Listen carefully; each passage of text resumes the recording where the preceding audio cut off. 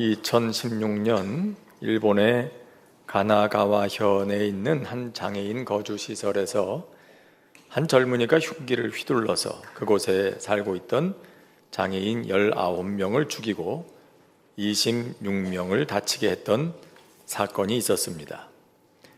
이들은 대부분 지적 장애를 가지고 있는 분들이었습니다.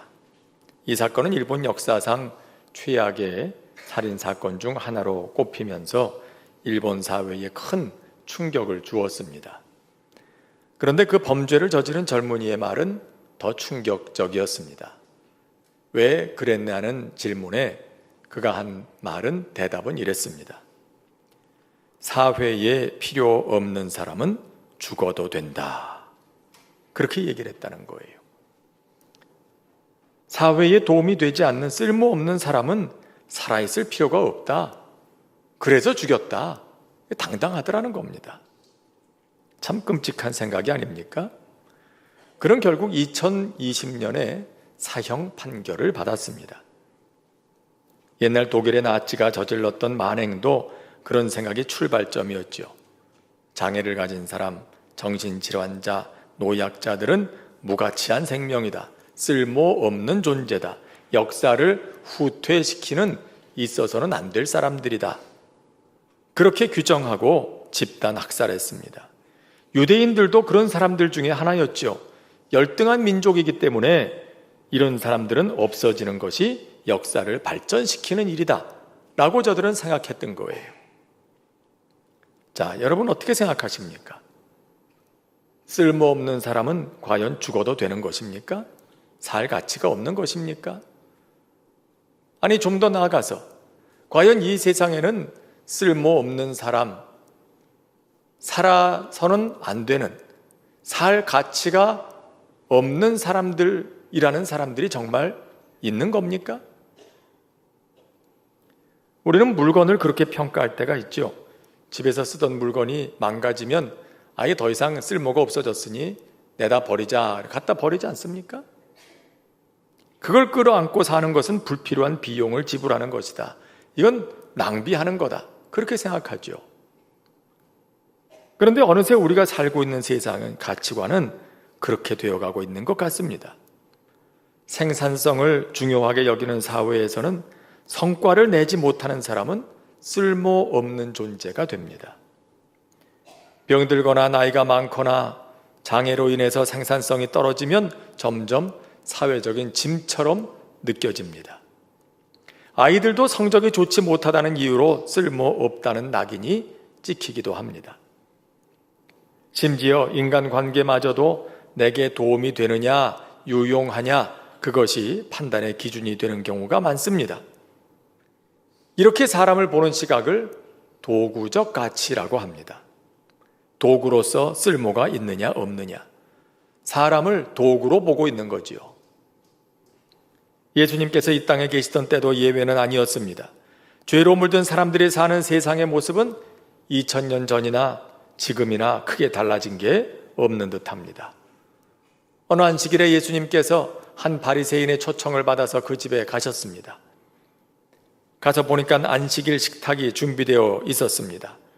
둥근 보리빵과 포도주와 또 구운 생선과 콩으로 만든 스튜와 올리브와 치즈, 무화과와 대추와 같은 그런 과일들이 차려져 있었습니다. 이런 것들은 안식일을 범하지 않기 위해서 금요일에 미리 준비해 둔 것들이었죠. 이런 안식일 식사는 단순히 배고픔을 달래기 위한, 먹기 위한 것을 넘어서는 더 중요한 의미가 있습니다. 대부분은 가족들이 함께 모여 식사를 했지만 때로 주위의 사람들을 초청하기도 했습니다. 그 자리는 하나님께서 주신 은혜를 서로 나누는 자리, 하나님 앞에서 안식, 쉼을 누리는 자리, 무엇보다 하나님과 함께 누리는 하나님 나라를 경험하는 그런 자리였습니다. 그런데 유대인들은 그 자리에 모이는 사람들이 누군가, 그걸로 서로를 평가했던 거지요. 어떤 사람이 그 식사에 참여했나, 이것이 초청하는 사람의 급을 결정하는 그런 것이었어요. 초대받아 온 사람들이 좀 사회적으로 급이 높다 그러면 초청한 사람도 자기 급도 그만큼 올라가는 것으로 느끼는 거죠. 저 정도 사람을 집에 초대할 수 있는 사람이다. 저 사람의 급이 저 정도다 라고 그렇게 생각하는 겁니다. 그래서 할 수만 있으면 자기의 명예를 높여줄 수 있는 사람, 자기 명성에 도움이 되는 사람, 그런 사람들을 초청했습니다. 아마도 예수님도 그래서 초청을 받았을 겁니다. 여러분, 그 자리는 바리새인의 집이 아닙니까? 근데 바리새인들이 어떤 사람들이었습니까? 평소에 예수님을 눈의 가시로 여기면서 사사건건 예수님의 발목을 잡았던 사람들이 바리새인들 아닙니까? 그런데 그 사람이 아이러니컬하게도 예수님을 자기 집에 안식일 식사에 초청했다. 왜 그랬겠어요? 뭔가 의도가 있는 거죠. 그 당시에 예수님은 어떤 분이었습니까? 그 사회에서 가장 핫한 이슈를 몰고 다니던 분이었습니다. 예수님만 나타났다 하면 사람들이 몰려들고 거기서 뭔가 사건이 터지고 맨날 그러니까 예수님은 그 당시에 그 사회에 아주 유명세를 타고 있던 그런 인물 중에 하나였던 거지요. 그러니까 이런 사람 내 집에 한번 초청하면 우리 집이 사람들의 이목을 집중시킬 수 있겠다. 이런 계산 속이 있었던 겁니다.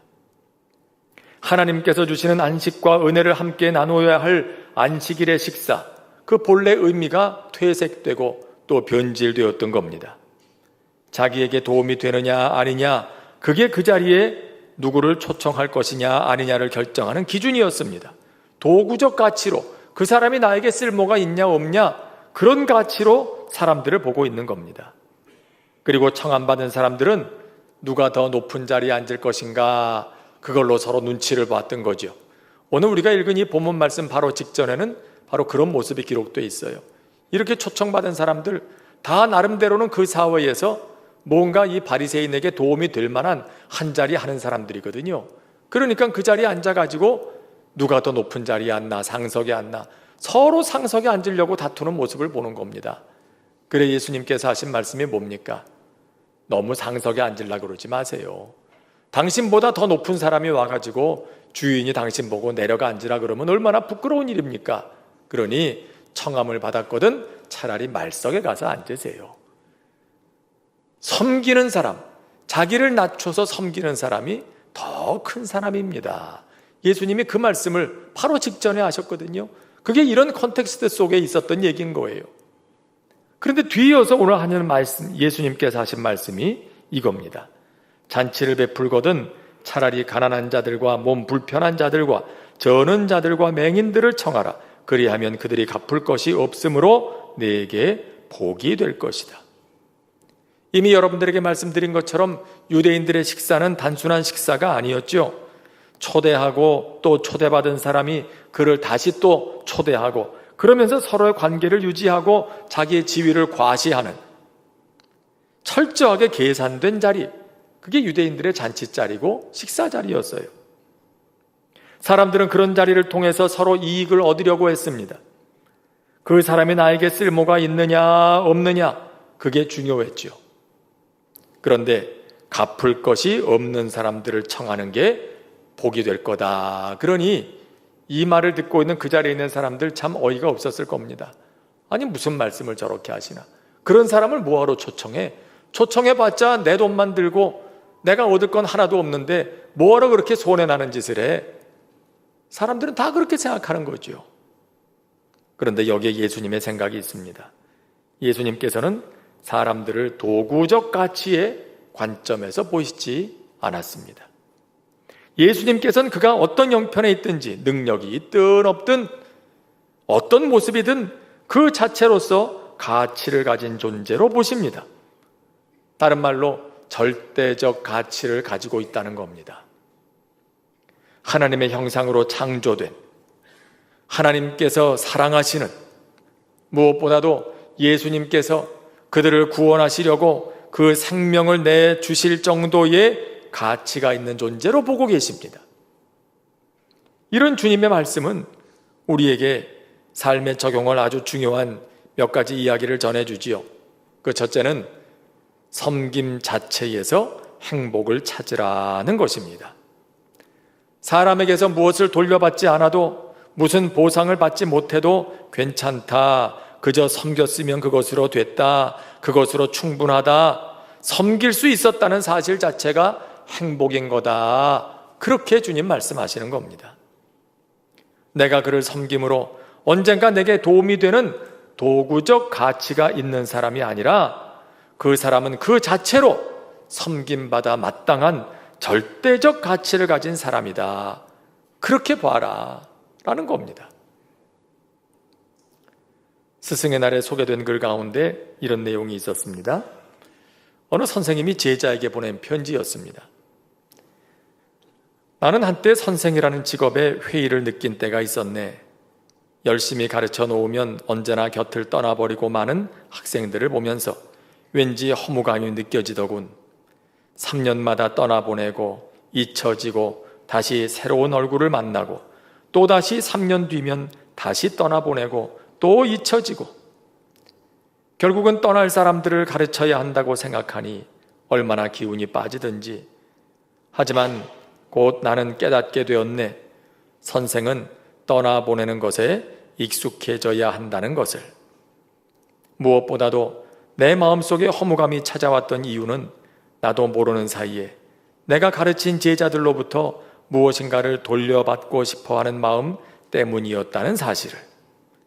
누구를 가르치든지 가르치는 일 자체로 그가 성장해가는 것을 보는 그것 자체로 즐거워할 수 있어야 했는데 나는 내가 가르치는 학생들로부터 무엇인가를 기대하고 있었기에 그들이 떠나갈 때마다 허무감에 시달려야 했다는 사실을 말일세. 언젠가 결혼 주례를 하고 나서 신부 부모님께 축하 인사를 드리는데 돌연 신부 아버지가 이렇게 말씀하시는 겁니다. 목사님, 그런데요, 왜 이렇게 마음이 허전하지요? 결국 이렇게 떠나는구나 싶고요. 지금까지 그렇게 열심히 벌어서 키웠던 게 왜 이렇게 허무한 생각이 드는 걸까요? 축하하러 갔다가 갑자기 위로를 해줘야 되는 상황이 되고 말았어요. 아유, 그러시겠지요. 평생 그렇게 애써 키웠는데 이제 떠나보내시려니까 얼마나 섭섭하시겠어요. 그러니까 곁에 있던 어머니가 하시는 말씀이 이렇습니다. 여보, 그렇게 생각하지 말아요. 자라면 떠나가는 게 자식들인데, 그리고 키우면서 행복했잖아, 즐거웠잖아, 그거면 충분하지 않아요? 참, 이 어머니가 아주 훌륭한 분이더라고요. 이분 말씀을 들어보세요. 키우면서 행복했다, 그게 즐거웠다. 이 어머니는 그 딸과 함께하는 순간순간을 즐겼던 거예요. 그 순간이 행복했던 거예요. 언젠가 행복하기를 기다리며 내가 키운 자식이 나에게 언젠가 더 큰 행복을 돌려줄 때가 있을 거라는 걸 바라며 산 것이 아니라 그 한순간 한순간 매 순간의 행복을 즐기며 사셨던 거죠. 참 복된 분이 아닙니까?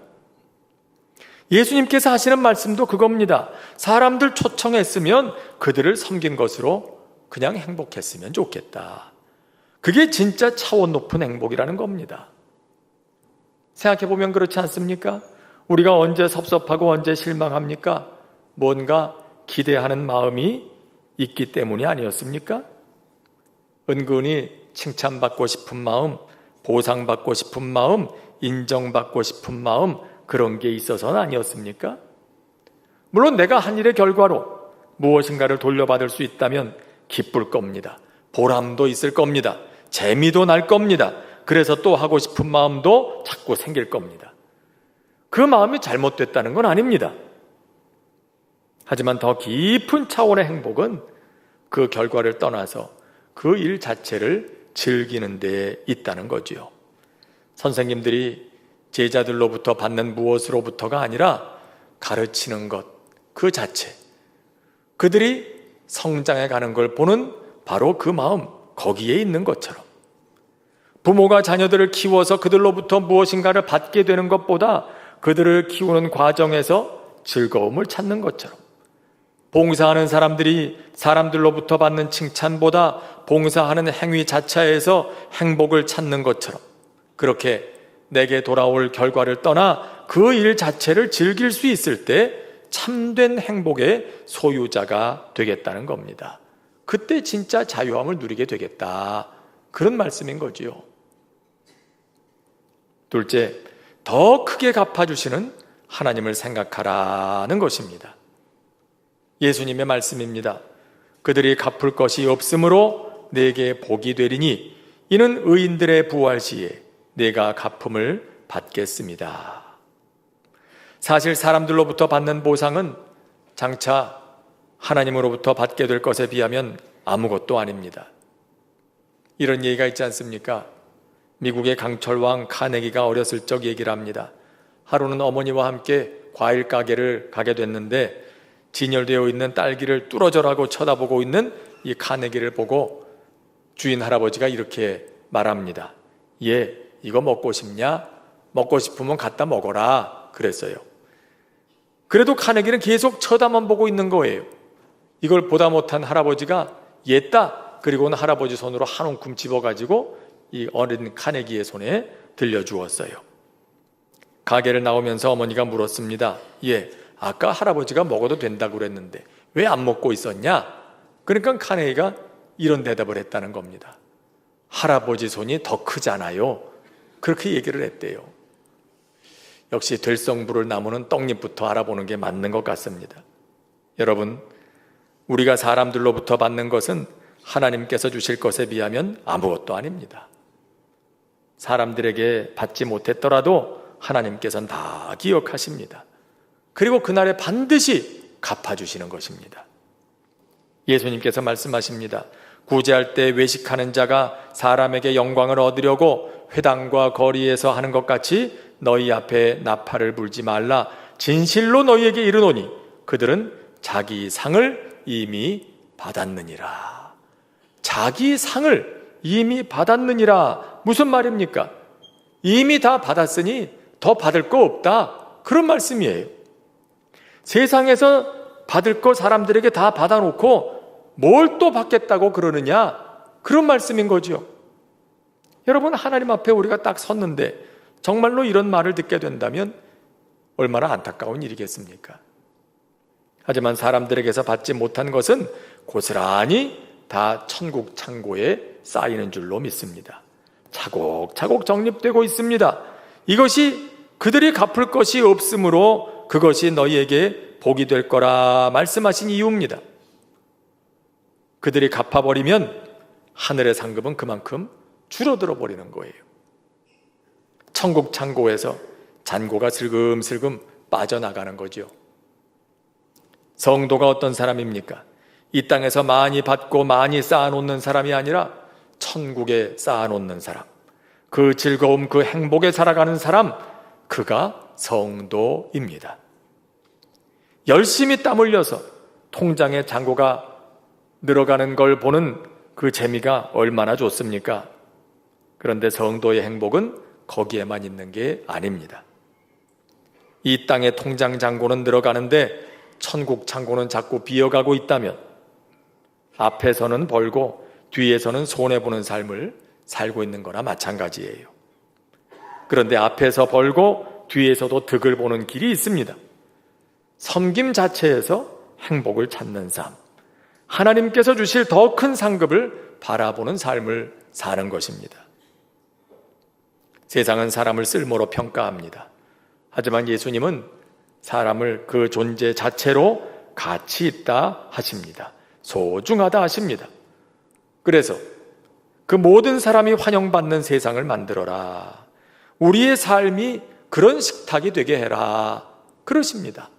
지금 바리새인의 집에 있는 그 식탁에는 다른 사람들은 와서 앉을 수가 없어요.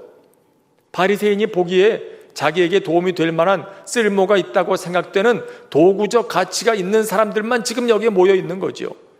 예수님께서는 너희의 식탁이, 너희의 인생이 그래서는 안 된다. 그래서는 하나님 앞에 섰을 때 상급을 받지 못한다. 라고 경고하시는 겁니다. 이 땅에서도 섬김의 행복을 맛보고 장차 하나님께서 주시는 더 큰 상급을 누리게 될 그런 삶을 살아야 되지 않겠냐. 이것이 성령님께서 우리 안에서 역사하실 때 일어나는 일입니다. 그리고 주님의 변함없는 약속입니다. 그리고 성령님께서 이루어 가시는 하나님의 나라인 것입니다. 바로 이와 같은 나라가 우리 안에 그리고 우리의 삶의 자리에 계속해서 이루어져 갈 수 있게 되기를 주님의 이름으로 축복합니다. 오늘 주신 말씀 생각하면서 함께 찬송 부르고 합심해서 기도하도록 하겠습니다.